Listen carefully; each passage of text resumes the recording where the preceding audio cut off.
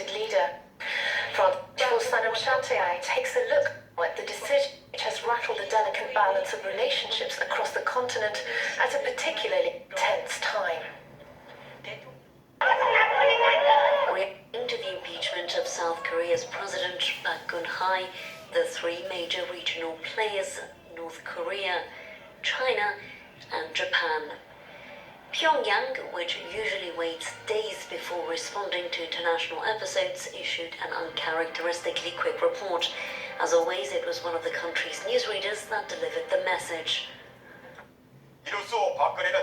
She had 1 more year left as president, but now she's been ousted. She will be investigated as a common criminal.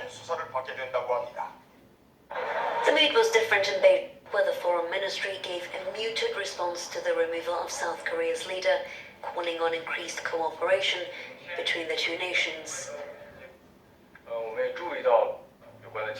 The impeachment is an internal affair for South Korea, so we won't comment. But as a neighbor, we hope that South Korea can maintain political stability.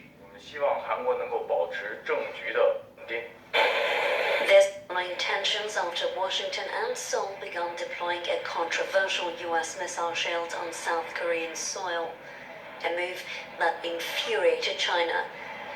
For Japan's part, another call for partnership. Both Japanese and South Korean governments need to continue making an effort to urgently implement the Japan and South Korea agreement. Away from the region maintaining a diplomatic stance, the U.S. State Department also declined to comment on the impeachment.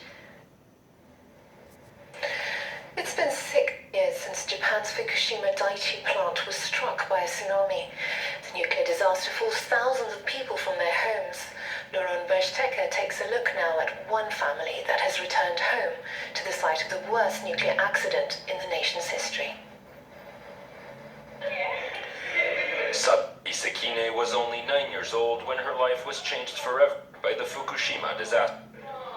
After losing her house in the tsunami, she was forced to flee the region to escape radiations. Satsuki's family sought refuge in a Tokyo suburb, but that was only the start of her ordeal. I was so depressed that I wanted to die. The hassling and the bullying at school just made it worse. I saw no reason to live. Satsuki's story is not an isolated case. Many Fukushima survivors have faced insults, ostracism, and even violence in the tragedy's aftermath. Asked me, isn't radiation contagious? You have to go home. You can't stay here. Satsuki and Urara are now back in Fukushima near their original homes. At school, they perform in a play describing the region's ordeal, a way to tell their story and to come to terms with the trauma. Clearly, they have understood that what they're doing here can help others. Over 160,000 people were displaced as they fled the fallout in Fukushima.